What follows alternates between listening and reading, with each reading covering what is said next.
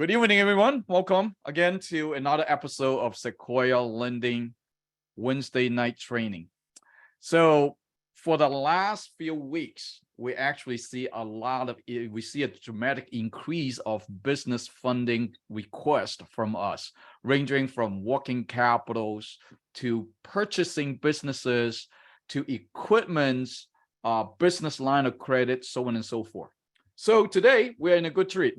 We don't have one guest speaker. We actually have two guest speakers tonight. They are actually mother and daughter tag team. Okay, so we are going to talk about SBA loan. Now, obviously, SBA loan is covering a lot of ground. So we are not going to talk about every single industry in that SBA covers. So what we're going to talk about a few things tonight. It's hey.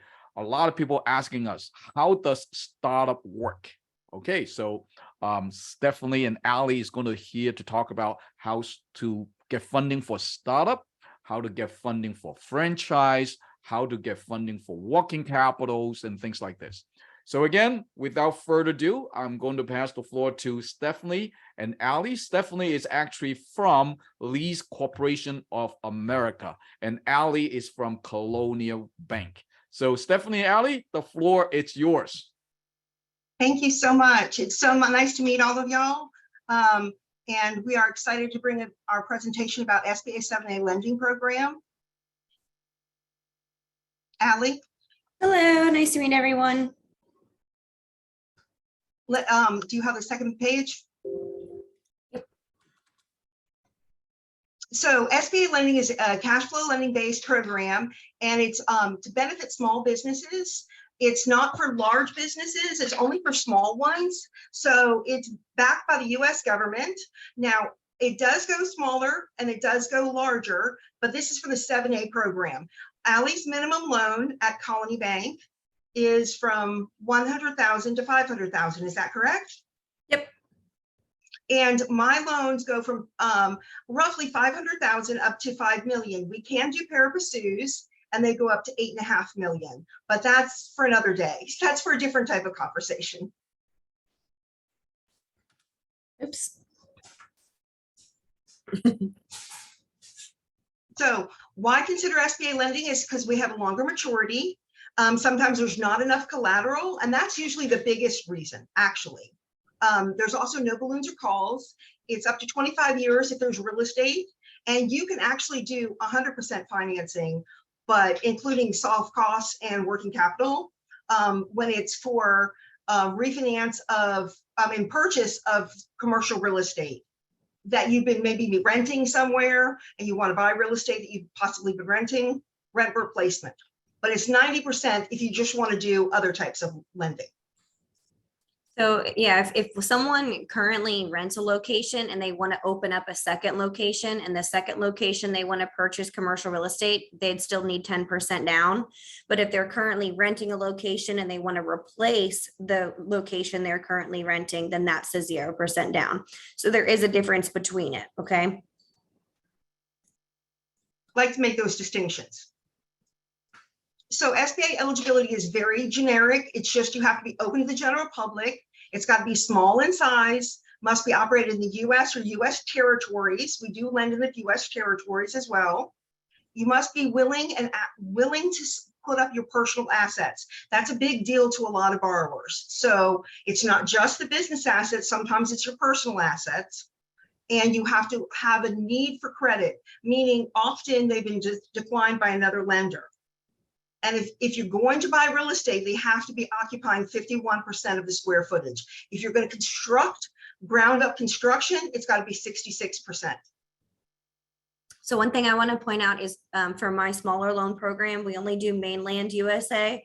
So we don't do Alaska, Hawaii, or any of the territories at Colony. Okay, so for the smaller loans, just think of anything that's all kind of stuck together for USA. And then also demonstrating the need for collateral. I mean, the need for credit can also be if someone has too much money. Like if they have, there's this thing called the credit elsewhere test with the SBA. So if someone has a lot of assets on their balance sheet as well as their personal assets, and they technically don't need to borrow the money, then they can also fall under them not needing credit. So it's not just being declined somewhere else. Someone can possibly be declined from us for having credit elsewhere, of them just having too many assets. We don't run into this often, but just wanted to let you know that that's a possibility too. Can I ask a quick question right here? Before I Oh, forgot? please. You mentioned that you can only do business here in the United States, and also Stephanie, you can do it outside of the United States. Can you fund foreign national that actually here in the United States they have a business here? No, they have to be a citizen or a green card holder, or they can, there's a weird technicality if they're buying real estate, but it's extremely rare that they fall under it, because they have to have a manager who's a US citizen willing to guarantee the loan. It's extremely complicated, but we can go down that path if they're buying real estate and they have a manager who's willing to guarantee the loan with them. I can literally go through all that rules and regulations with you. And if they're not, what the general rule is that it has to be 51% owned and controlled, not just owned, by US citizens or legal permanent resident statuses. So it can be more than one person who's the US citizen. It's just their percentages together has to be over 51%. They also have to have ownership management control. So the other small owners who are not the US citizens, they can't have the management control. A lot of people say, well, what about visa holders? Unfortunately, that doesn't count. It has to be an actual legal permanent resident, like a green card holder. And the reasoning for that is the visas have to be renewed. And since this is a government guaranteed loan, that we'll get into the terms later on, but just to let you know, a heads up, they're generally from 10 to 25 years.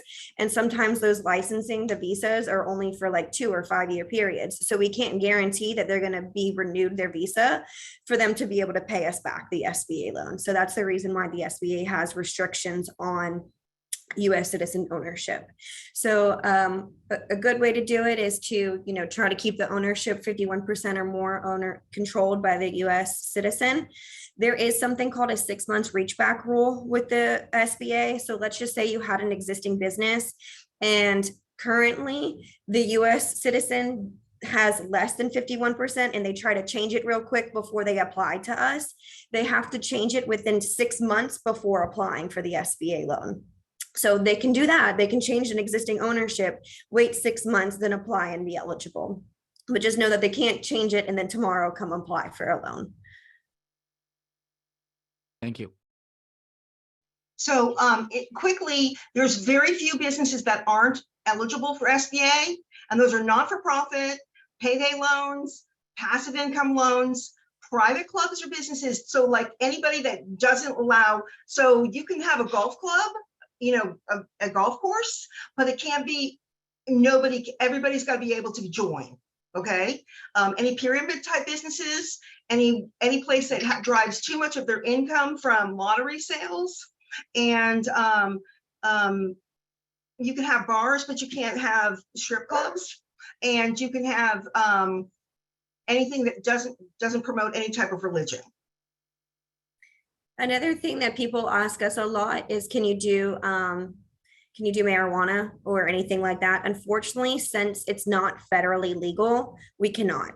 So it has to also be a federally approved business. So even though it is recognized in some states that it's legal, since it's an SBA government loan, we at this time still can't do any marijuana related businesses. And then sometimes with CBDs, they're pretty strict on that too. So every now and then we can do them, but they have to be meeting a lot of the SBA's guidelines. We have to go into the SBA's SOP and then do a lot of digging of what type of CBD, what are they doing for it to be eligible. So just try to stay away from those, or if you do, get a lot of details on the CBD so we can see if it is eligible for you.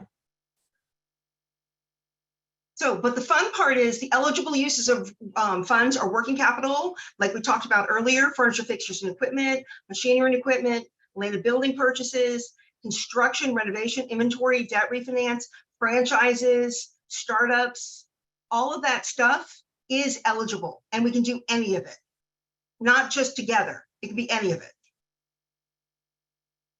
So So these are the same as ones before. I mean, they're similar, they're just more list. I'm trying to make it quicker because we have, and you're going to give them this presentation, correct? Alan, do they get a copy of the presentation?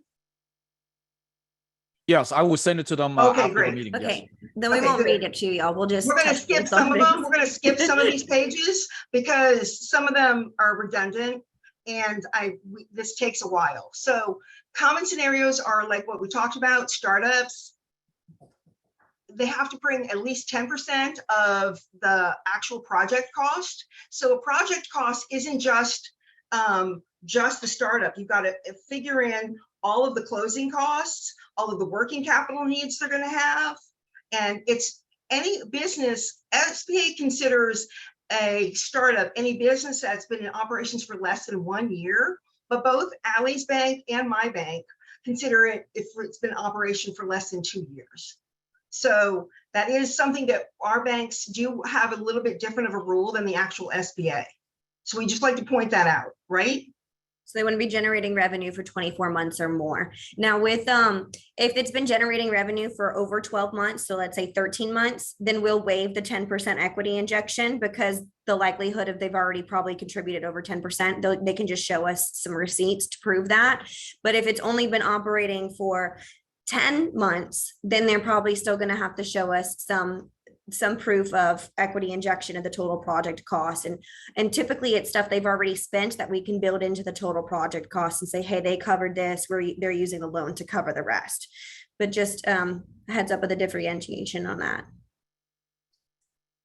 Now, business acquisitions, these have changed a lot in the last. Oh, wait, hang on a second. Before you get into that, let me go on to something with startups for me. So for startups for me on the smaller loan that's not on here is if it's not a franchise, I have to have it 100% fully secured by real estate collateral.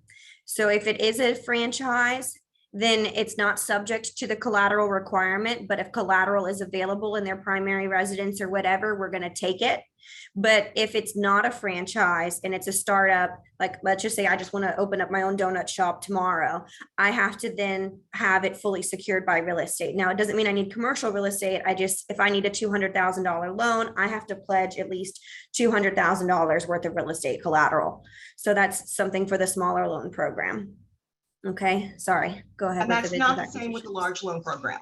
So my rules are different than her rules. Mm-hmm. Those are just our individual banks. Now, business acquisitions have changed a lot and they're about to change again in August. So I want to be very clear on that there are some rule changes in the new SOP coming out in August that we're not sure if are going to be correct or not. So right now, an applicant must contribute at least 10% of the total project cost. And that's all costs to become operational, including working capital and closing costs and all of that, all sources of funds. Now, right now, seller subordinate standby debt has to be on full standby for 24 months. Or if the borrower is covering 75% of the required equity injection of 10%, the seller note could be on partial standby, meaning they can collect interest-only payments if the cash flow allows it. So there's a lot to that, and you just want to be careful on how you let people structure their purchases of business acquisitions, okay? So if you've got questions, refer back to this or give us an email, send us an email with questions. You can send them through Outlet. And some of the changes too, the new changes is that it used to be whenever it was a business acquisition, they had to assume all of the ownership, but now some owners can stay on. You don't have to buy everybody out. If some owners aren't ready to leave, they can stay on, but just know any 20% owner or more has to guarantee the loan. So the likelihood of you finding somebody who wants to guarantee somebody else's debt that benefits them of becoming a new owner is kind of slim. So it is possible. We can, if you've got any of those questions, let us know and we can work through it. And that's one of the new changes that has happened. Also, of the 10% that the borrower has to contribute, the borrower has to contribute at least 5% of that, and the seller can hold the other 5%. So that's where seller debt comes in. Also, sometimes sellers just hold another debt even with the borrower bringing in 10%. We've seen that too. But if the seller's coming in and holding a separate note because the borrower only has 5% of the required 10%, then that's fine too. But the seller can't hold the whole entire 10%. The buyer has to at least come in with 5%. And that's partner buyouts too. So you can buy out your partner. That's part of the new rules too. So you can, again, have play with that. And you can, but if you're going to be buying out your partner, you have to have been an owner for at least 24 months. You can't have just bought in and want to buy out your partner and say, oh, I owe 10%. Now I want to buy out 90%. I own 10%, so I don't have to bring in any money. So you have to have owned that 10% for 24 months before you can buy out the 90. Okay. It's pretty simple. Debt refinance, we love to stretch out the terms on loans. We have to be making them, we have to be doing something good. We have to be doing something good for the borrower. We can't just do it because we do it. It's got to be reducing their payments. They've got to be ballooning. We've got to do something that makes it a good deal for the borrower. So just, these are the rules on here. So keep that in mind. That we have to be doing something that makes it a good deal for the borrower. And right now in the rising interest rates, it's got to be something pretty substantial. So please keep an eye on that. Like read through over the presentation and it'll explain it to you in detail. Just check like the maturity dates and interest rates and stuff, and then just know that would possibly help make it eligible. It also has to be something that's would originally be SBA approved to the debt that we're refinancing, whatever it was originally used for. That use has to be something that would be SBA approved normally. So it can't be like, oh, hey, I took this debt out to pay my taxes. Well, if you looked at the beginning slides, you can't use SBA loans to pay your taxes. So we couldn't refinance that debt. So we'll help you out. But the main thing is if you're looking, if somebody says, I want to refinance debt, ask them, what's their maturity date? What's their interest rate? And what was the debt originally used for? And that way you can kind of give that information to us and we can help let you know if it's eligible or not. And credit card is really difficult. So be very careful and cautious with credit cards because we have to go through the statements. And if it looks like anything was used for personal, we can't use the credit card at all. We can't refinance a credit card at all. So it wipes the whole credit card out. So please don't tell people we can refinance credit card debt. I try to stay away from them pretty much. Just because they're Really? doing doesn't mean, like, a lot of people, once they find out what the work that goes into just seeing if it can even be refinanced, they huff and they don't even want to provide it. So we kind of just say, hey, stay away from it as much as possible. And the same with HELOCs, because it's really hard to prove that they use the money. Unless they can prove that they use the money for the business, you can show the immediate transfer into the business account. That's the only way, pretty much. It's really difficult. So these are the maturities. This is what we want to talk to you about earlier. So SBA pretty much is our 10 or 25-year loans. So working capital, doing leasehold improvements in a leased area. So like for a franchise or a non-franchise startup, that's all 10 years. In working inventory, that's 10 years, but purchasing equipment, that's 10 years. All of that stuff is 10 years. Now, if you want to buy real estate, that's 25 years. What if you're doing both? Well, if it's 51% of it is to buy the real estate, then everything's 25, then everything's on 25 years. But if it's not, then we have to blend the term. And that's how sometimes you'll get a wonky amortization, like a 15-year or 18-year or something like that. But normally you can normally get either 10 years or a 25-year term with SBA.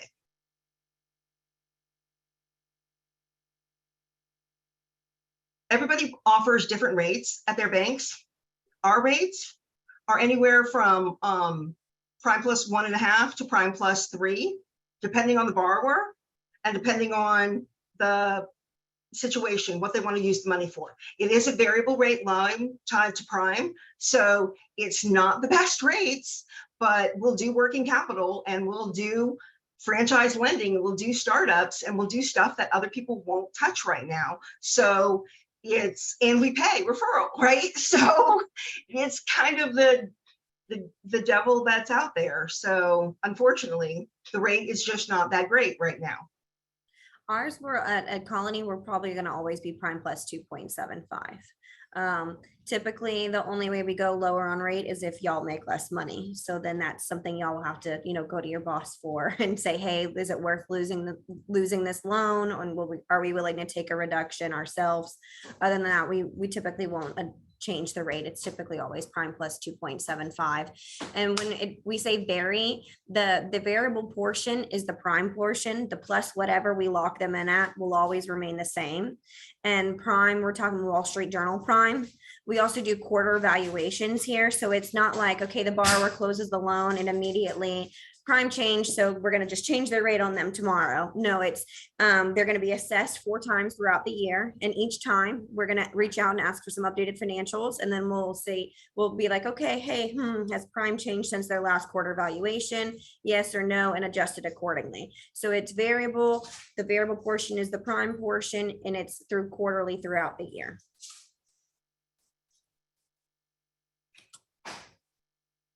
Guarantee fee is the right and privilege of having an SBA loan. It goes straight to the US government. It's on every loan. And this is how it's calculated. We add it on top of the loan. It's never, it's charged to the borrower, but the borrower doesn't pay it. Like they pay it, but they don't pay it. It's on the loan. I just want y'all to know it's there because for the first 500,000, it's zero. So Allie's loans never have it. She's lucky. My loans have it because like at a $5 million loan, it's $138,000. So it's a big, it's a lot of money. You need to know it's there. You need to let people know that they're going to be paying an SBA guarantee fee. I just want you to know. And that fee goes straight to the US government. It doesn't you can explain to them, it doesn't go to the bank. We charge separate packaging fees that goes to us, and we point that out to the borrower too. This is just something that's kind of like the SBA's right to have an SBA loan. And right now they have it waived for anything from 100 to 500,000. So that's why mine doesn't have them, but her loans will have them. So just know that this is a different fee that's separate than what a bank would charge as a packaging fee.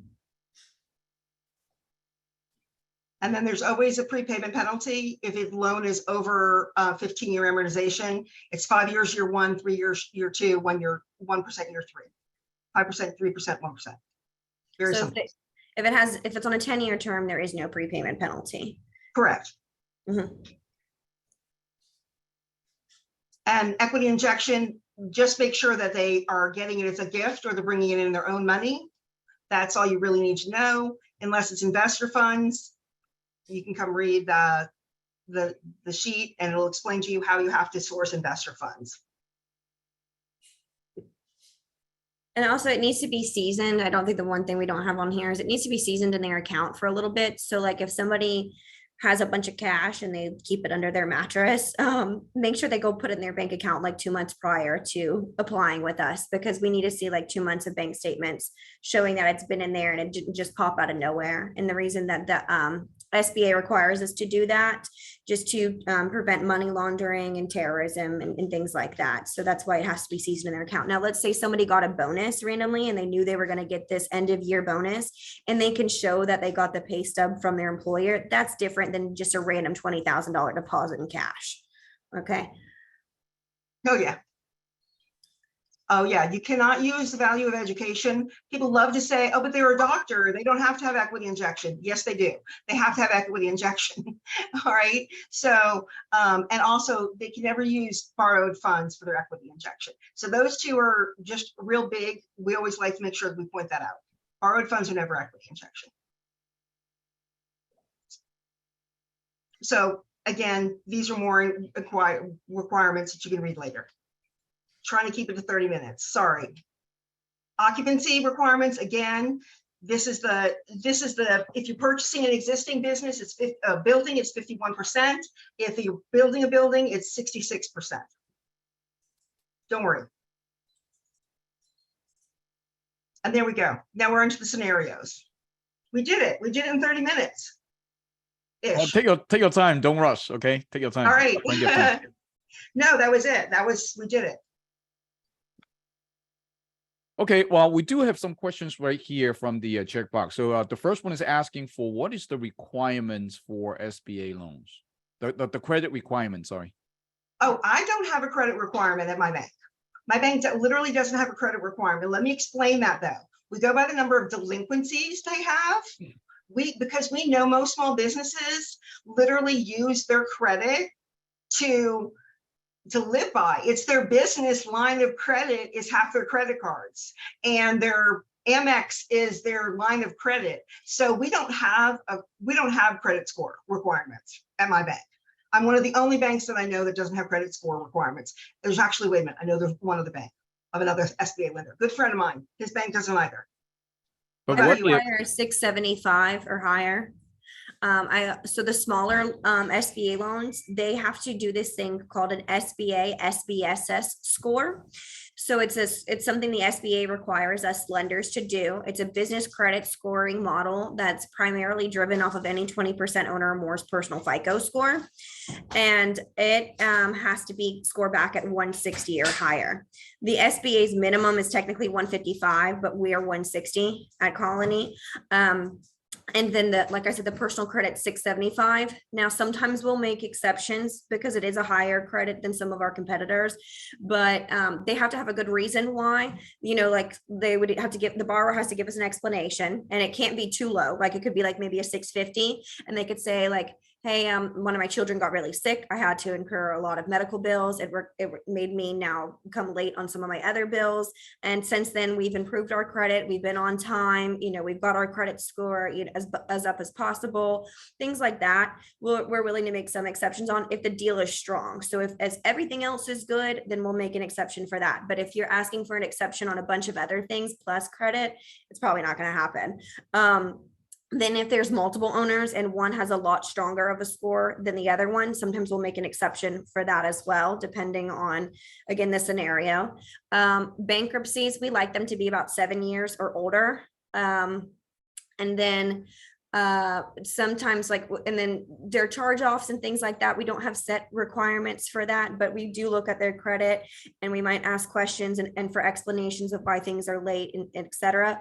But just in general, for while y'all are looking, just try to ask them, hey, what's your credit score, and try to find a 675 or higher. We also use Experian, if that helps, because sometimes, there can be a 20-point difference between a TransUnion and an Experian score. So if you can get the, we use Equifax, my bad, the other E. If you can get the Equifax score, then that will help as well. Any other questions? Yes. So thank you so much for the explanation. So we do a lot of SBA loans.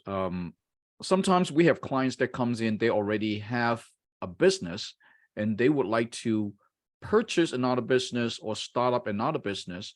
Now, what type of experience can you count? So for example, somebody already have a restaurant, a business, but now they want to get into trucking.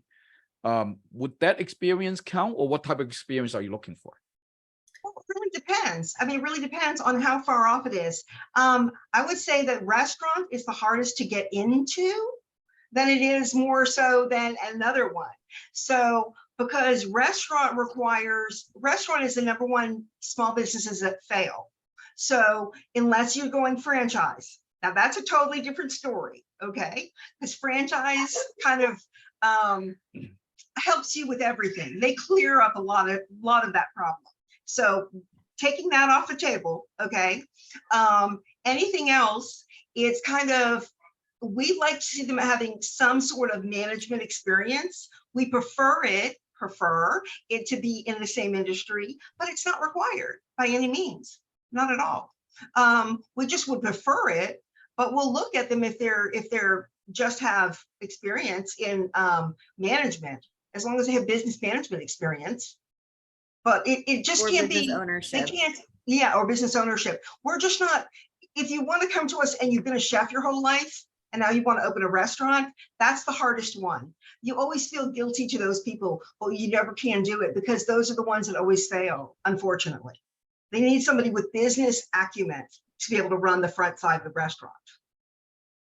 Ours is a little bit more strict on some type of management business experience. There's no set rules. Again, I wish I could tell you, oh, you have to have this many years of exact this or that.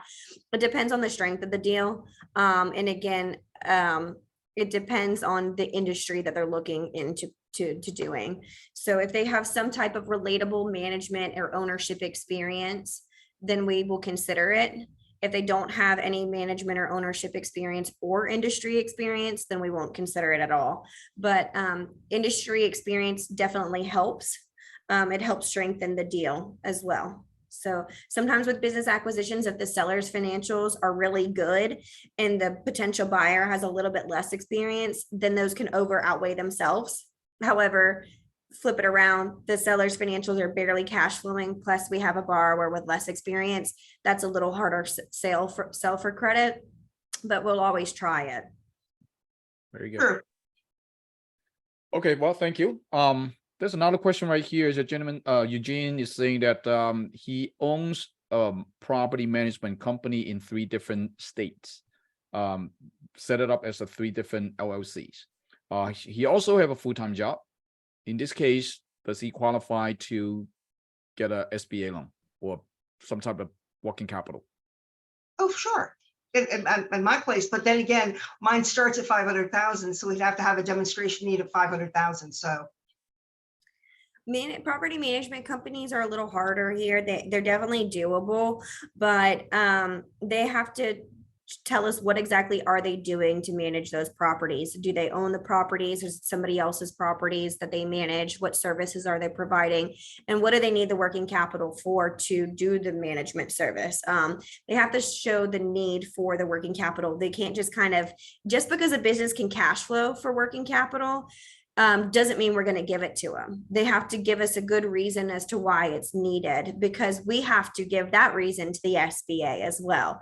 So typically what I tell people to do is if someone comes to them for working capital, when we ask for a breakdown later on, it'll be something that I would ask for, would be to look at their past profit and loss and look at their fixed normal expenses like payroll, rent, utilities, and ask for 3 to 6 months worth of just covering those things. And those are always a good need because you can show that the business already uses those things and will need it, or possibly they want to change their marketing or something like that.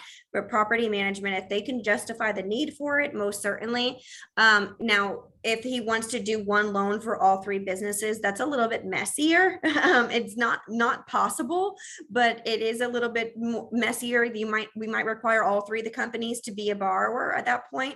So if it's just one of the 3 that needs it, maybe he wants to separate it out if they're already different entities anyways. But it's definitely doable to where we can have a borrower, co-borrower situation and there be more than one entity involved.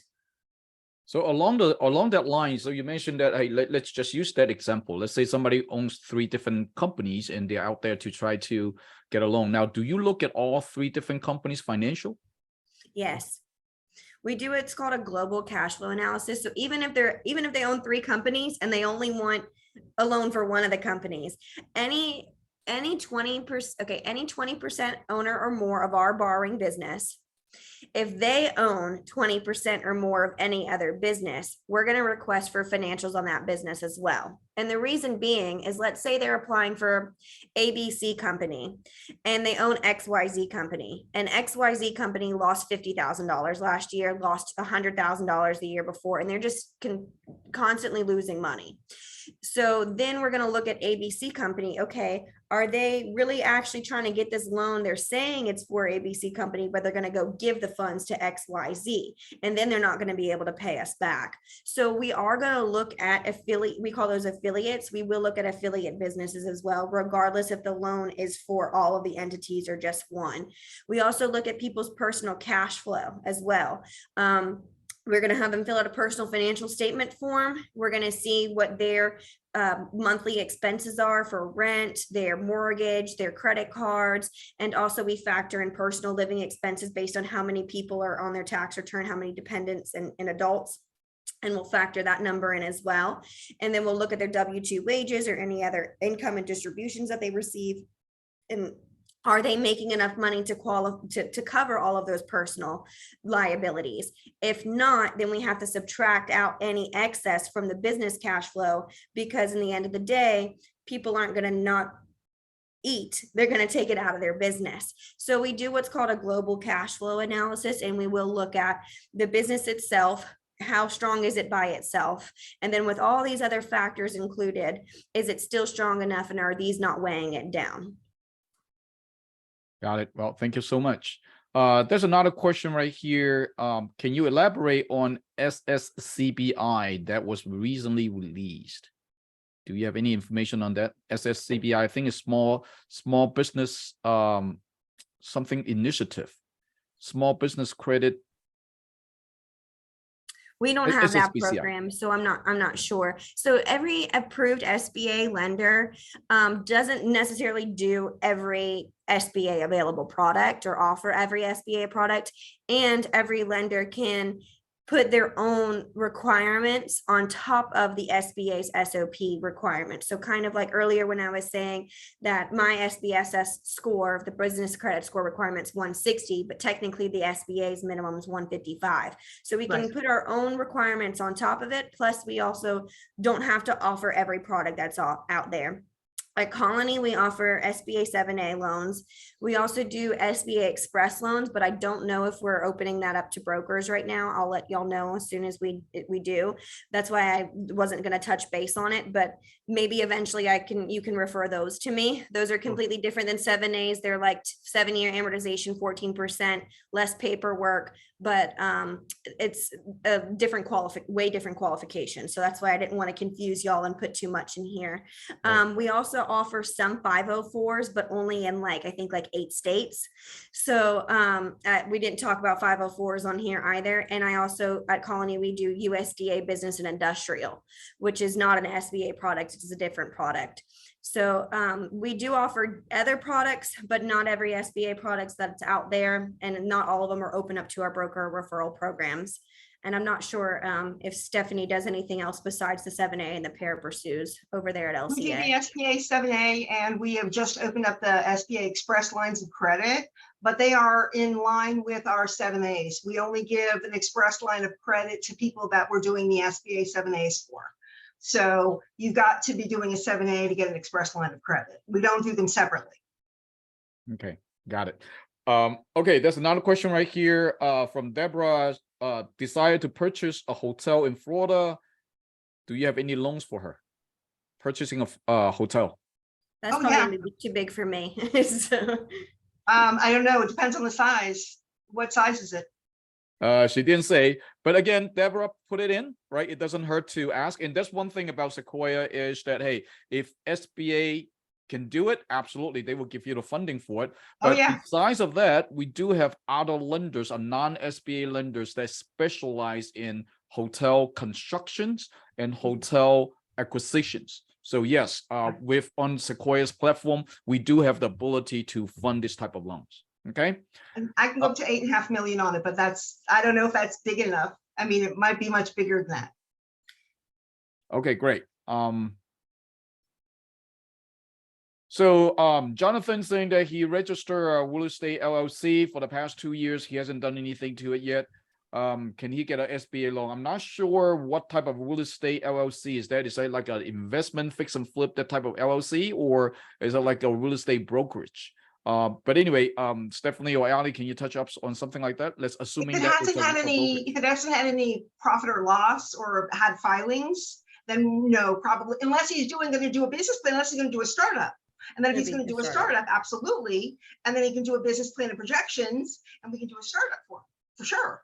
But again, fix and flips is not SBA eligible. But not for fix and flips. But if they're a mortgage broker and they want to start up a mortgage broker, or if they're an existing mortgage broker and they want to get an office or something like that, those types of industries are eligible. But if it's just to purchase commercial real estate to fix and flip or anything like that, or to just rent out personal real estate, that's not allowed either. There's probably something in this slide that's called like transient stay in one of these slides, which is the reason we're able to do hotels and things like storage units But we can't do apartment complexes, is that because they are on, they stay in RV parks, they all stay less than 30 days. And they're on daily rates typically. So that's kind of where the differentiation is between transient and non-transient. Sometimes there's RV parks that come to us and they have too much of their revenues is derived from people who pay annual fees. And then we can't touch those technically because they are not transient stays. So I know it might seem a little strange, like, hey, how come you can do a hotel and you can do a storage unit, but you can't do an apartment complex? That's the differentiation that the SBA makes in their SOP. I kind of look at it this way. If you can get your mail there, if you can get your personal mail there, we can't do it. Okay, good.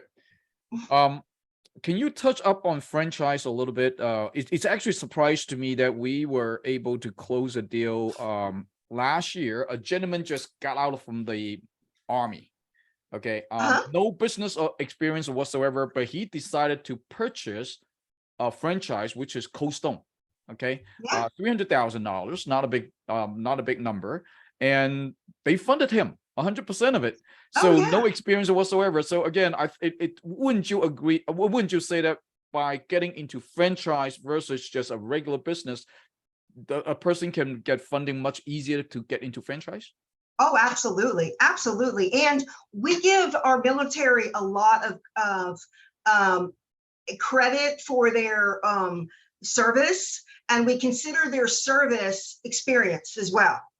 So we give our military people credit for their service as experience. So it's not just franchise. He got credit for his service as well in his case, I'm sure. And sometimes there's veteran incentives. We don't offer any here. Of the place I was at previously used to waive the packaging fee for veteran borrowers. I'm trying to get Colony Bank to do something similar because I think it's just a good practice and it's a good thing to offer.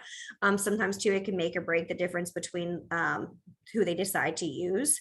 Right now, we don't have any veteran incentives, but LCA might. But we do give, like Stephanie said, more industry experience for them. We kind of, I guess, give them another credit bump in a way. Now with franchises, I have some specific franchise requirements. So when you come across a franchise, the best thing to do is to get their copy of their most recent FDD, their franchise disclosure document, and get that to me first, because I need to check to see if the franchise is eligible within my internal credit policy.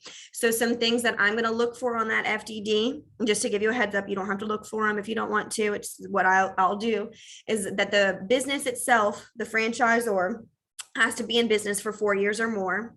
They have to be offering franchises for at least 2 years or more. We want to see that there's 10 or more units open. They have to have an exit ratio of less than 10%.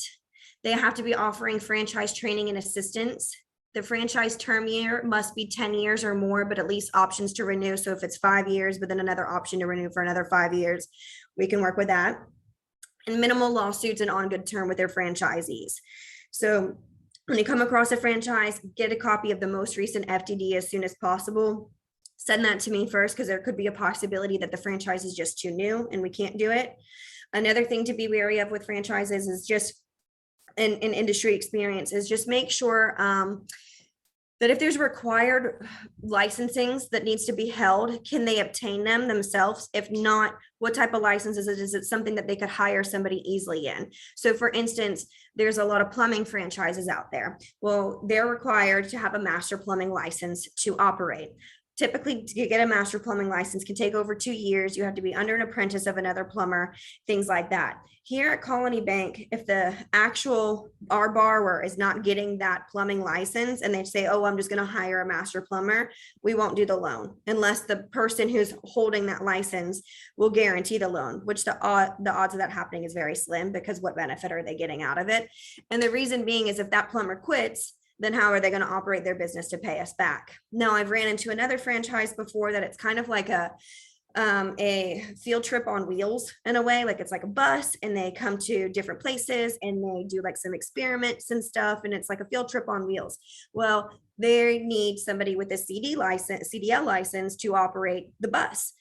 that's a lot easier to find if you have to replace an employee who has a CDL license. Someone can kind of go get that a little bit easier. Not saying it's easy to get, but it's definitely not as lengthy as getting a master's plumber's license either. So one thing you want to do too is as you're looking at these different franchises, ask if there's any certain types of requirements. The FDDs will tell you. A lot of them will just say, look at your state and county that you're located in, but the actual franchise might not require one. And then kind of try to have that conversation with them too. If you forget, it's okay. I'll remind you and I'll say, hey, are there any licensing requirements that you know of, et cetera. Okay. Got it. We're not as harsh on the requirement of the master plumber, say, as long as they hire one and they put them under contract.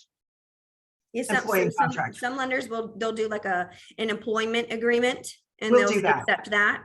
But unfortunately, they've turned down any plumber that I've had.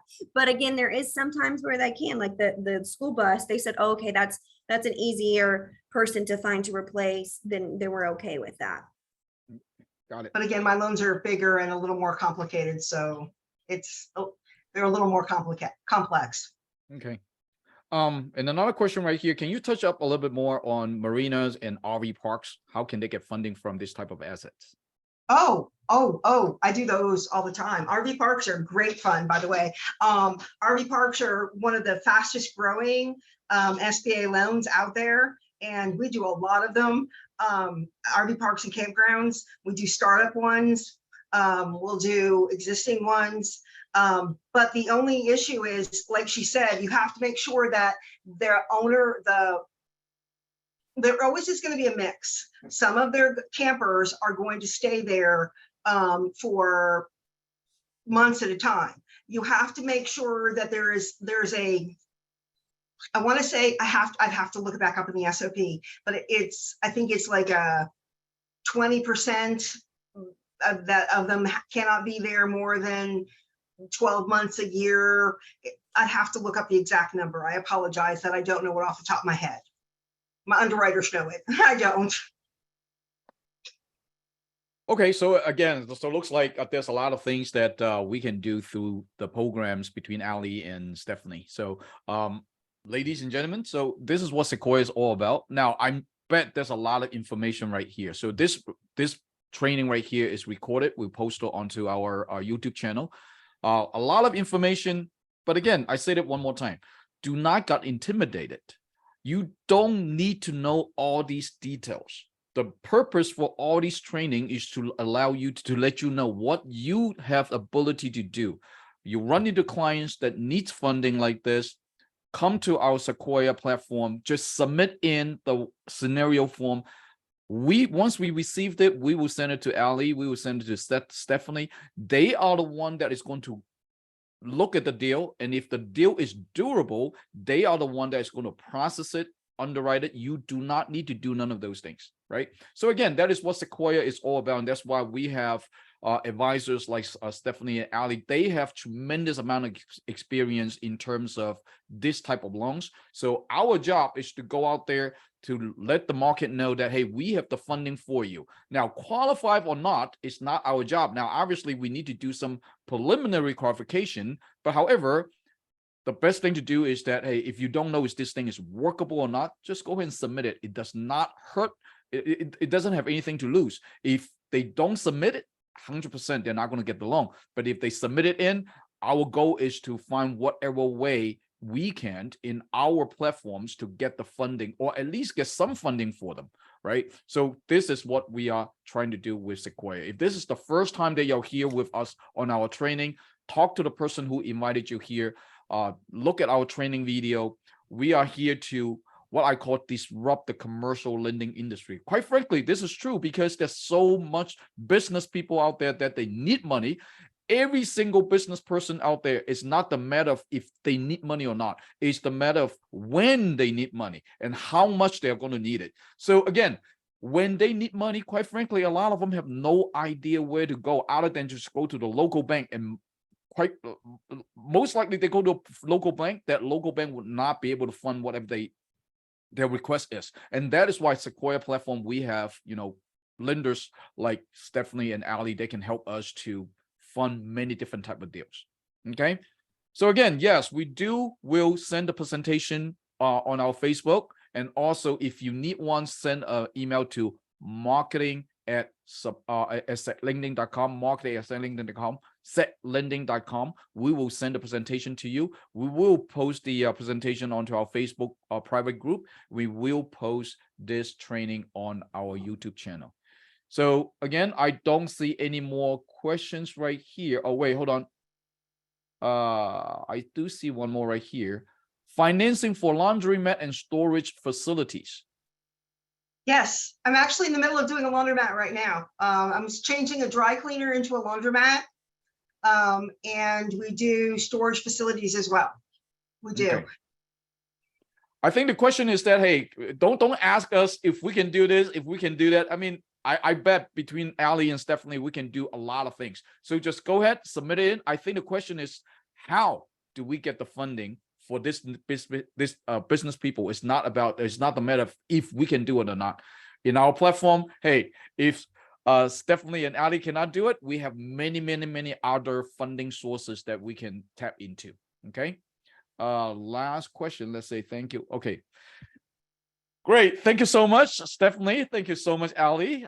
We definitely will be doing a lot of business together. So we definitely would like to invite you back, one of these trainings and talk about any more new products that you have. Okay. With that being said, thank you so much, everyone. Next Wednesday, there's another training. Next Wednesday, we are back to gap funding. For the last 2 or 3 weeks, we have over 100 requests on gap funding. So Tyrone is going to be back on the platform next Wednesday to let us know what to look for, how to filter out the client, how you can actually go out there and market gap funding also. Okay, so again, ladies and gentlemen, thank you so much. And we see you next Wednesday. Good night. Thank you. Have a good night. Thank you, Alan. Thanks a lot. Thank you. Thank Good you. night. Thank you. Good night. Thank you.